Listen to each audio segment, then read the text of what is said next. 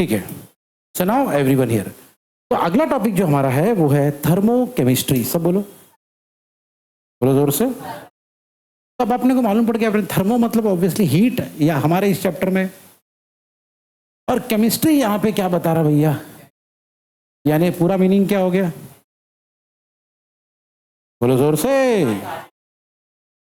यानी अभी हम लोग बात करेंगे केमिकल रिएक्शंस की खासकर अब हम लोग केमिकल रिएक्शन की बात करेंगे और केमिकल रिएक्शन में होने वाले एंथैल्पी चेंजेस के बारे में। जैसे for example here, everybody here, हमारा पहला ही टॉपिक है, सब बोलो क्या है, लिखने का तरीका देखना, एंथैल्पी चेंज है या एंथैल्पी, तो उसको लिख दिया डेल्टा एच। केमिकल रिएक्शन है, उसके लिए नीचे क्या लिख दिया, R, point to be noted. Okay, so H यानी एंथैल्पी और केमिकल रिएक्शन यानी आर। मार्क कर लो हर चीज एवरीवन, खाली खाली मत बैठो, लेक्चर में कोई भी खाली नहीं बैठेगा भैया। ओके, मार्क करो, लिखो, यहाँ पे फोटो सेशन नहीं चल रहा भाई। ओके, पोज दे के मत बैठो, ठीक है। बुक का है, तुम्हारी बुक का है, नाम लिख दो सबका, इसने बुक नहीं लाया। ओके, जिसने बुक नहीं लाया, जिसने बुक लाया हाथ उठाओ भाई।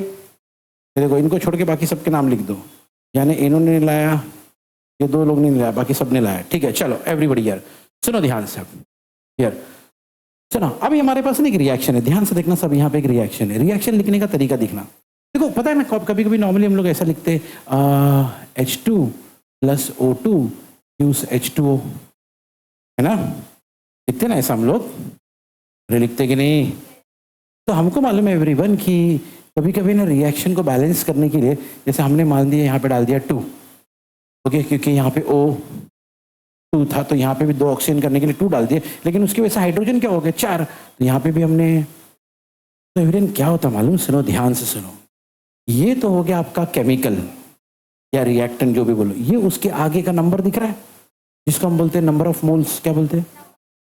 तो यहाँ पे आप देखना ध्यान से, हर जगह 2-2 अल्फाबेट है, ठीक है।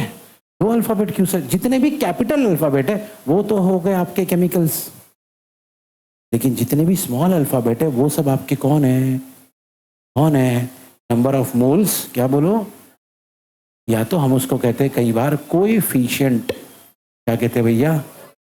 तो याद रखना, जितने भी स्मॉल अल्फाबेट है वो सब कोएफिशिएंट है, और जितने भी कैपिटल है वो सब हमारे केमिकल्स है। ओके, और आपको ये भी मालूम होगा कि लेफ्ट हैंड साइड वालों को हम कहते हैं रिएक्टेंट्स और राइट हैंड साइड को कहते हैं, जो एरो के पीछे वो रिएक्टेंट, जो एरो के आगे वो, ठीक है। चलो शुरू करते हैं एवरीवन। सो अब हम लोग निकालने वाले हैं, क्या निकालने वाले सर, ओके एवरीवन हियर, अब हम लोग निकालने वाले एक रिएक्शन का एंथैल्पी चेंज। एक रिएक्शन का कैसे निकालेंगे ध्यान से देखना एवरीवन हियर।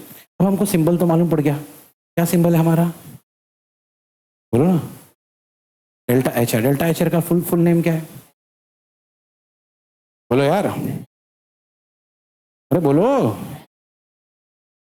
तो एंथैल्पी ऑफ केमिकल रिएक्शन देखो निकाला कैसे जाता है, सब लोग यहाँ ध्यान देना एवरीबॉडी हियर। सबसे पहले हम लोग लेंगे प्रोडक्ट, क्या लेंगे, ध्यान से देखना, ये सी है, इस बंदे का नाम क्या है, तो हमने लिख दिया HC, क्या लिख दिया, यानी एंथैल्पी ऑफ C इनटू उसके आगे का कोएफिशिएंट क्या है, उसके साथ मल्टीप्लाई कर दिया, फिर उसके बाजू के बंदा क्या है D, तो हमने क्या लिख दिया, यानी enthalpy of D into D, इन दोनों को प्लस किए। ये कौन है हमारे प्रोडक्ट, कौन है हमारे।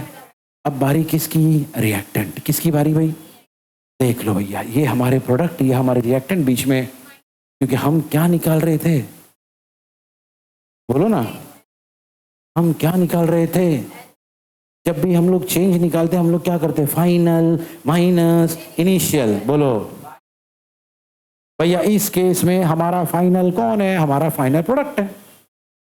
इस केस में हमारा इनिशियल कौन है, हमारा इनिशियल हमारा रिएक्टेंट है ना। तो इसीलिए रिएक्ट प्रोडक्ट माइनस, बोलो enthalpy of product minus enthalpy of reactant, सब बोलो, बोलो ना, ठीक है। तो इसीलिए एवरीवन, ये जितने भी है ना, HA, HB, HC, HD, ये सब कौन है, एंथैल्पी, या आप बोल सकते हो क्या, इसके एच ए का है, ये बी का है, ये सी का है और ये डी का है।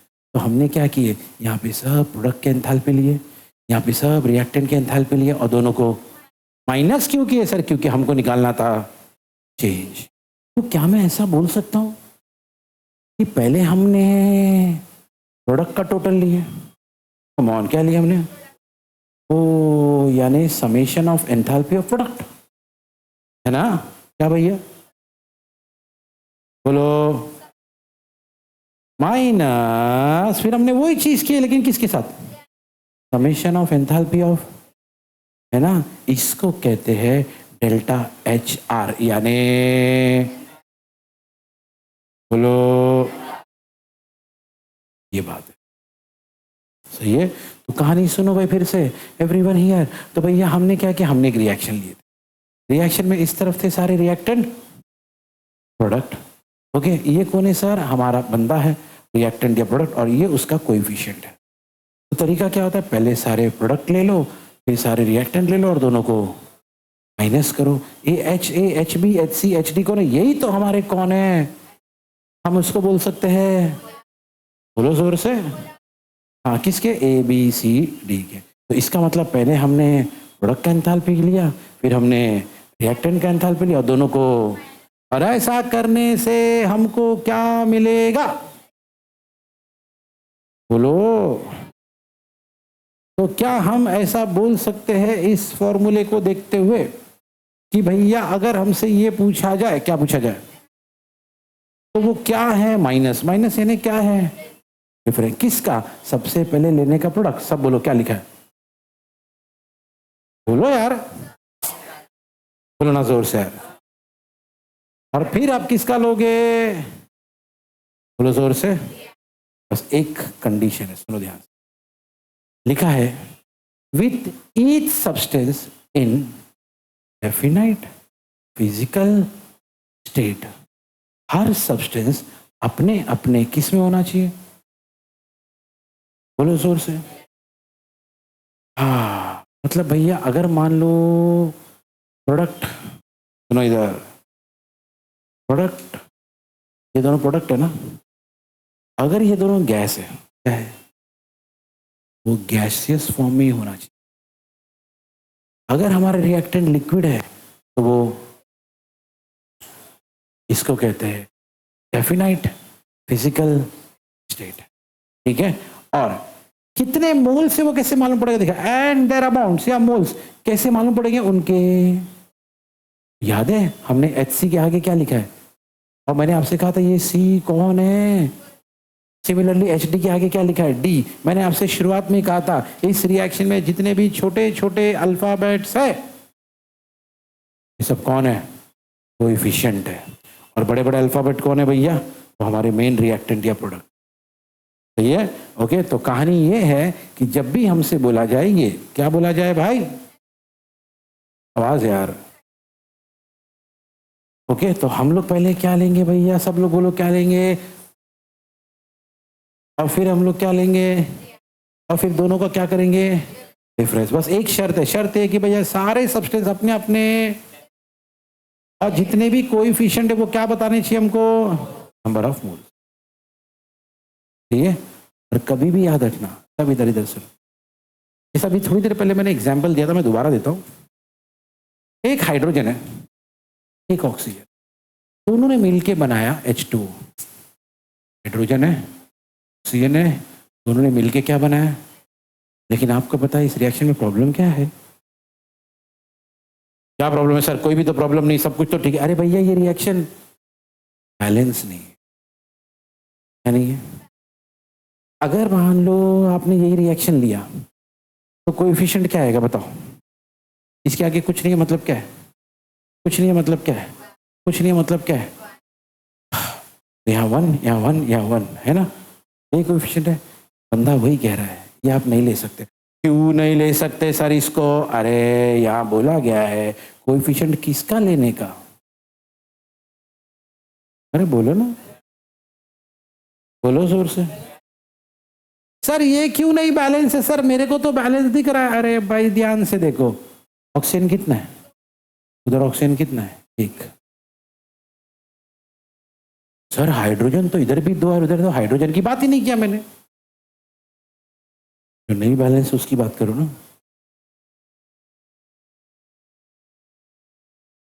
तो दिक्कत क्या है सर रिएक्शन में? भैया दोनों बैलेंस, लेकिन हम तो चाहते कि बैलेंस हो जाए, है ना। तो इसलिए इसको बैलेंस करेंगे। तो बैलेंस कैसे करेंगे? जैसे थोड़ी देर पहले हमने लिखा था। ओके, हमने देखा यहाँ ऑक्सीजन 2 है तो हमने वहां क्या डाल दिया 2। ओके, ऑक्सीजन यहाँ देखा 2 है तो यहाँ पे फट से क्या डाल दिया हमने 2H2। ऑक्सीजन तो 2 हो गया, लेकिन दिक्कत किसकी हो गई? हाइड्रोजन ऑटोमेटिकली, और अपने पास यहाँ पे सिर्फ, तो उसके आगे भी हमने क्या डाल दिया। अब चेक करो, आप चेक करो भाई, आप चेक करो। हाइड्रोजन कितना है? 4। हाइड्रोजन इधर भी कितना है? ऑक्सीजन कितना है? ऑक्सीजन इधर भी कितना है? इसको कहते हैं क्या? जब आप कोएफिशिएंट लोगे ना, उसका बोलने का मतलब ये है, जब आप कोएफिशिएंट लोगे ना इस फॉर्मूले में, ये सारे कोएफिशिएंट, तो 4 कोएफिशिएंट इसका मत लेना। इसका क्यों नहीं लेना सर? अरे वो बैलेंस नहीं, इसका लेना। क्यों इसका लेना सर? क्योंकि ये बात है। बात समझ में आई एवरीवन? ये कहानी, आप कोएफिशिएंट लोगे, इसका लोगे,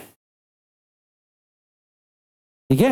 बस एक टेक्निकल पॉइंट है, इसको याद रखो बस, को जो जो दिया हुआ है, ठीक है। तो ये था हमारा क्या क्या पढ़ रहे थे भाई हम लोग? बोलो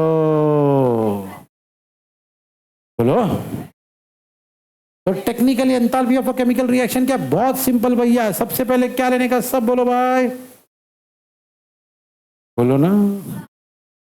और फिर आप क्या लोगे?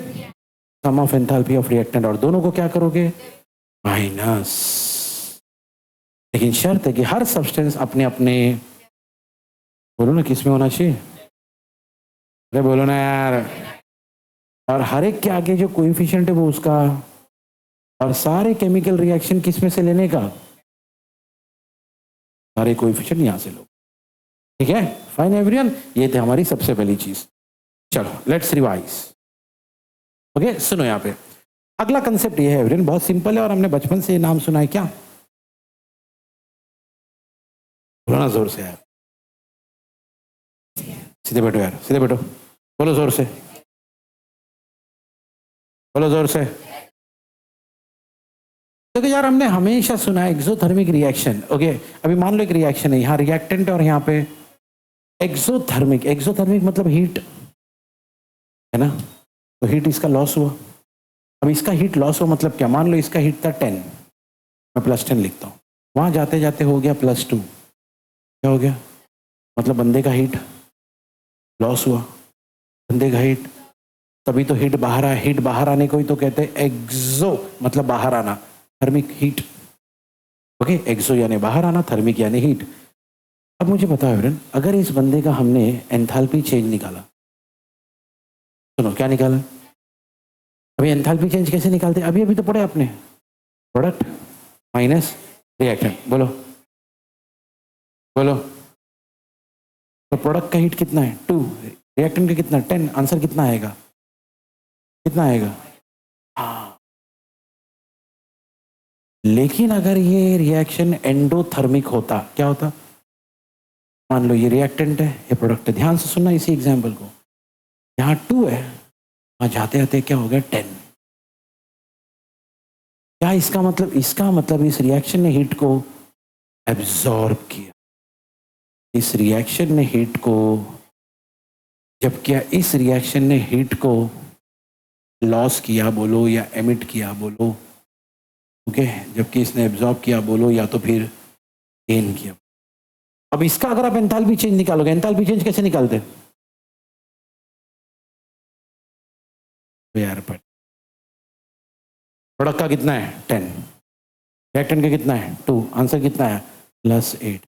एक चीज नोटिस करो, इसका आंसर, इसका आंसर, उसका आंसर, इसका आंसर, भाई यही खेल है। ये पूरे टॉपिक में ये बंदा यही बताना चाहेगा कि भैया अगर रिएक्शन एंडोथर्मिक है तो आपका आंसर इसका उल्टा। अगर रिएक्शन एंडोथर्मिक है तो प्रोडक्ट का हीट ज्यादा होगा, है ना। देखो वही तो लिखा है, हीट ऑफ प्रोडक्ट बोलो।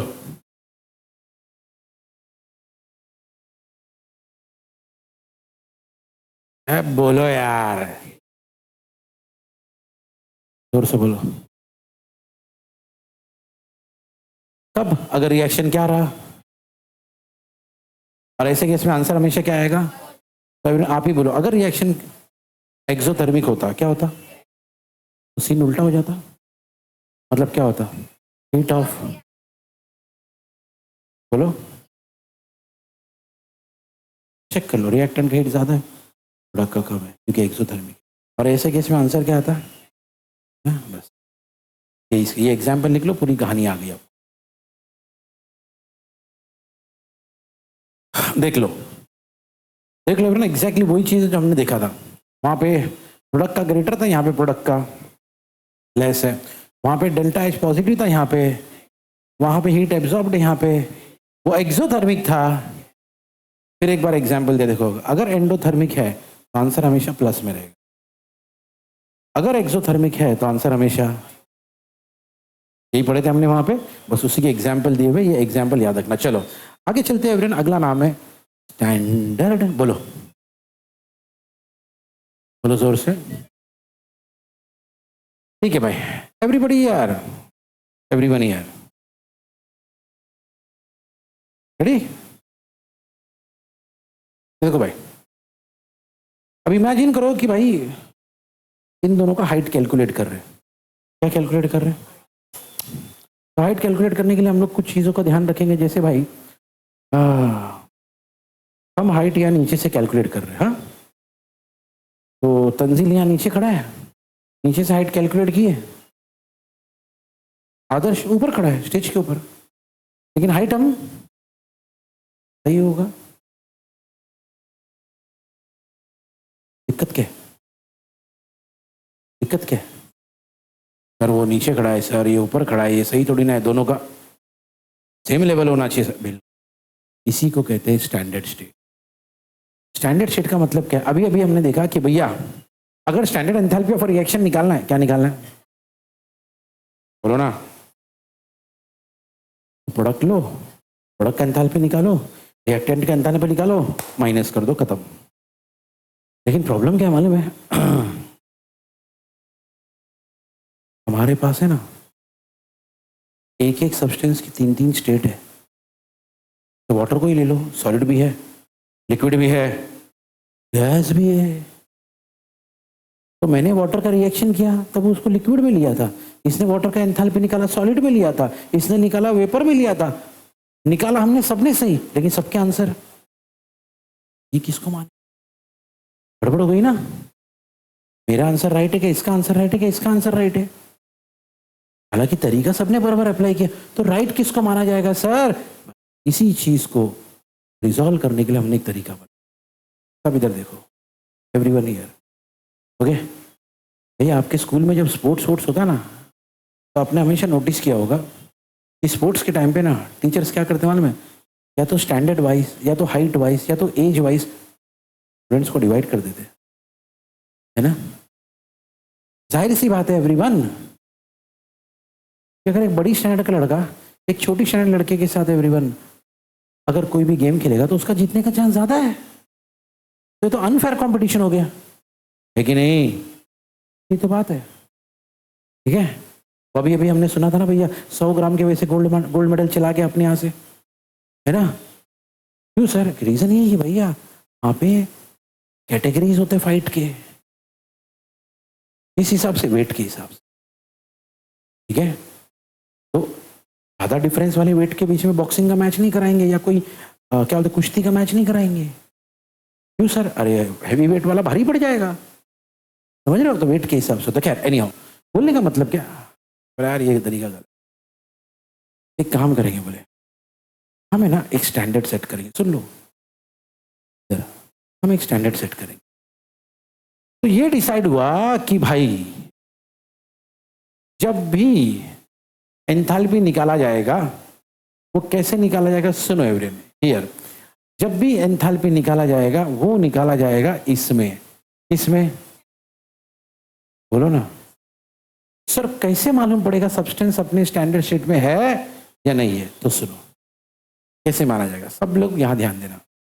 देखो ये देखा गया कि कोई भी सब्सटेंस सबसे ज्यादा स्टेबल, तब पढ़ो क्या लिखा है, बोलो जोर से, तब होता है जब प्रेशर इतना होता है, कितना, और टेम्परेचर इतना होता है, कितना।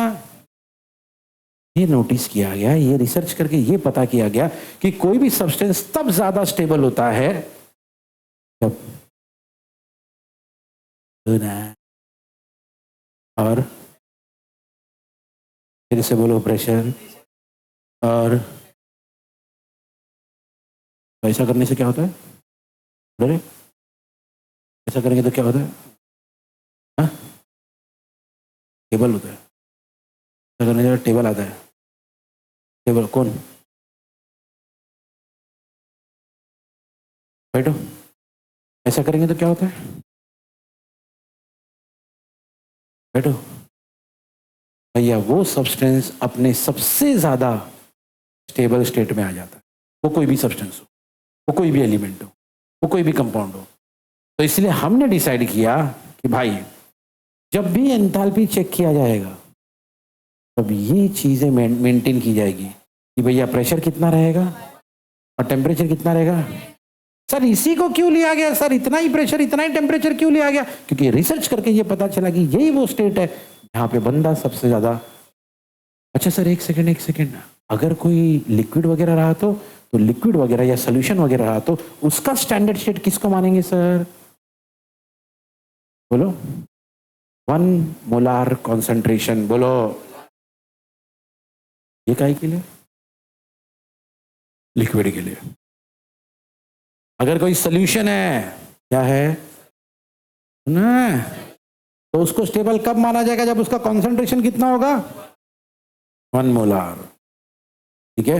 बाकी अगर तुम रिएक्शन कर रहे हो कोई भी, तो याद रखना स्टैंडर्ड स्टेट तब माना जाएगा जब प्रेशर और अगर सोल्यूशन रहा तो बोलो, ठीक है। कुछ एग्जाम्पल दिए यहाँ पे स्टैंडर्ड स्टेट का, ओके। मतलब क्या सर, मतलब कुछ लोगों को इतने प्रेशर पे रखा गया, कितने प्रेशर पे और टेम्परेचर पे कितना रखा गया, तब पता तो और नोटिस किया गया उनका स्टैंडर्ड स्टेट क्या है, यानी वो लिक्विड है कि सॉलिड है कि गैस है। तो पता चला इस कंडीशन पे, फॉर एग्जांपल हाइड्रोजन क्या था, गैस, मर्क्यूरी क्या था, गैस, सोडियम क्या था, कैल्शियम कार्बोनेट क्या था, कार्बन डाइऑक्साइड क्या था, कार्बन डाइऑक्साइड फिर से क्या था, ये क्या था भैया, ऐसा है। सारे बंदे अपने अपने स्टैंडर्ड स्टेट, यानी क्या, 2 बातें याद रखने का, क्या बोलो ना, इसको कहते हैं स्टैंडर्ड स्टेट, और ये कुछ एग्जांपल है, ठीक है। चलो भाई एवरीबॉडी हियर, ये सारी कहानी किसकी थी, स्टैंडर्ड स्टेट, ठीक है। चलो अभी एक इंपॉर्टेंट चीज देखने वाले, सब इधर देखो भाई, क्या लिखा है, सब लोग पढ़ो, बोलो यार, बोलो ना, आदर्श मुख खोलो, आवाज निकालो, बोलो सब लोग बोलो। थर्मोकेमिकल इक्वेशन सर क्या, मैं आपको एग्जांपल देता हूं, इधर देखो, इधर देखो, ये एक एग्जांपल है, किसका एग्जांपल है सर, किसका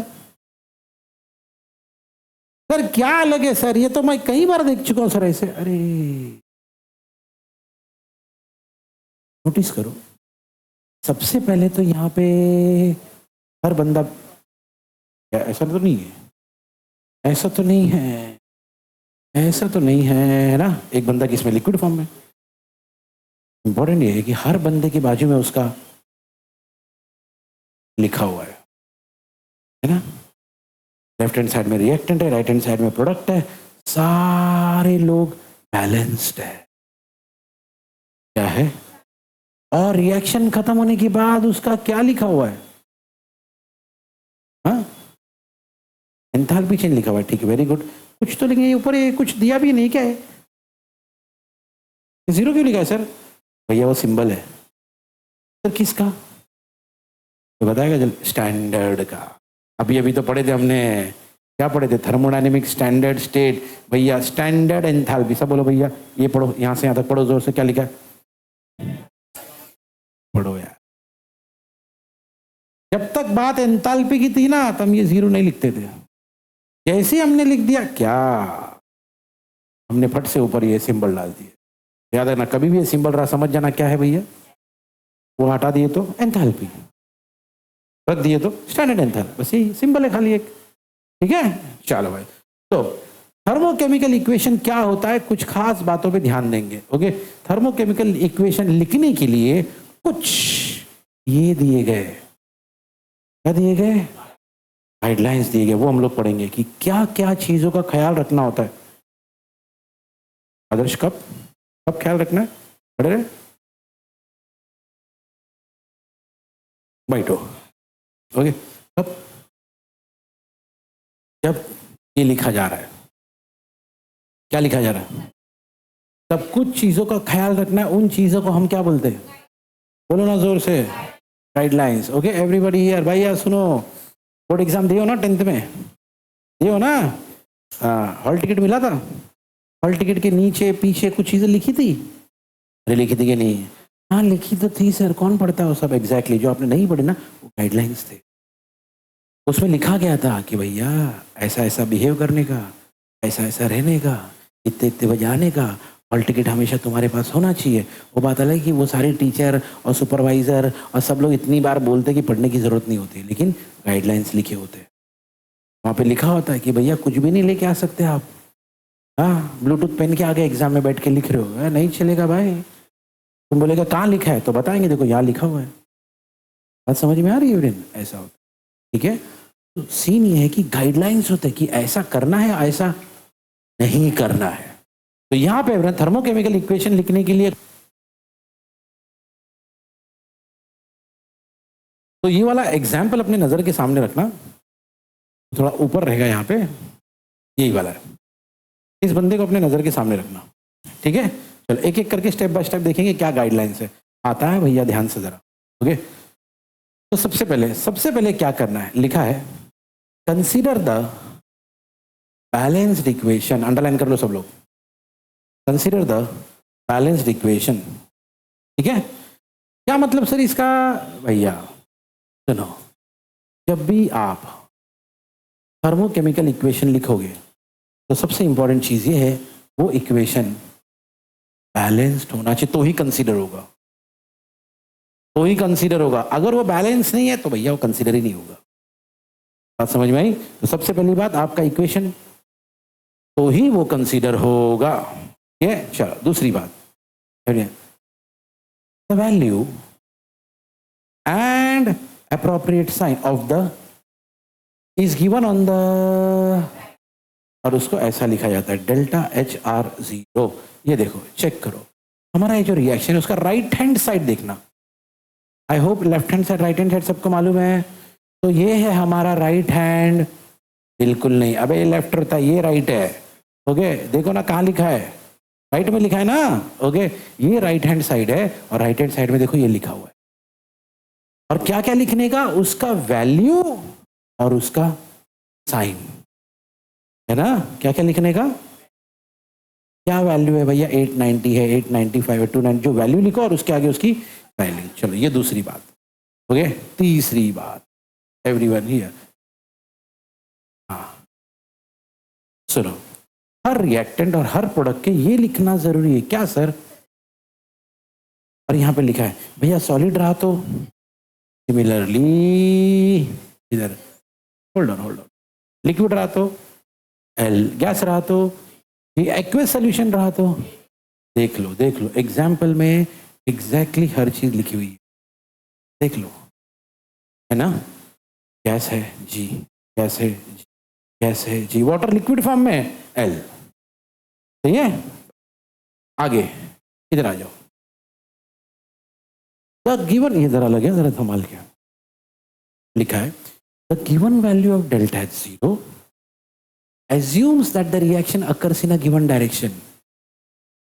Delta HR0 for the reverse reaction equal in magnitude, but मैं समझा तो क्या बोलना चाह रहा है, सब सुनो। ये अब इस रिएक्शन के लिए यहाँ पे क्या लिखा है और एरो ऐसा है, सब सुनो क्या बोलना चाह रहा है। ये पॉइंट बोलना चाह रहा है कि अगर ये माइनस लिखा है और ये एरो लिखा है, तो आप ये मानोगे कि जब रिएक्शन यहां से वहां गया मतलब ये रिएक्टेंट था, वो तब एवरीवन इतना हीट बाहर आया, माइनस ना, मतलब हीट क्या बोलते हैं इसको। तो इसका मतलब ये भी हो गया कि अगर हमने इस रिएक्शन का एरो चेंज कर दिया, सर इससे क्या हुआ सर, इससे गेम उल्टा हो गया ना।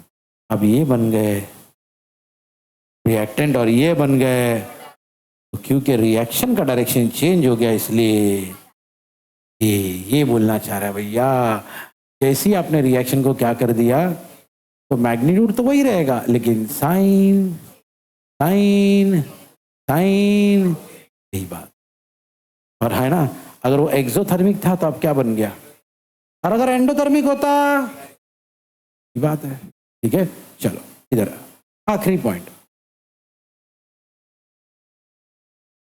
रेडी सुनो अभी इसका मतलब है, when the coefficient indicating the number of moles of all substance in the thermochemical equation are multiplied or divided by a certain numerical factor, the corresponding delta HR0 need to be multiplied divided by the same। किसको समझ में आया? नहीं, again everyone देखो यार, चीज इतनी simple और आसान होती है, ये लोग उसको जबरदस्ती बहुत कॉम्प्लिकेट करते हैं। वो लोग भी क्या करेंगे, लैंग्वेज ऐसी है। इसका मतलब क्या मालूम है, सुनो, कभी मान लो ऐसा हो गया, आपने पूरे रिएक्शन को 2 से मल्टीप्लाई किया, इधर क्या हो गया 2, इधर क्या हो गया 4, इधर क्या हो गया 2 और इधर क्या हो गया। तो बंदा कह रहा है कि ऐसे टाइम पे ना डेल्टा एच जो है ना वो भी 2 से,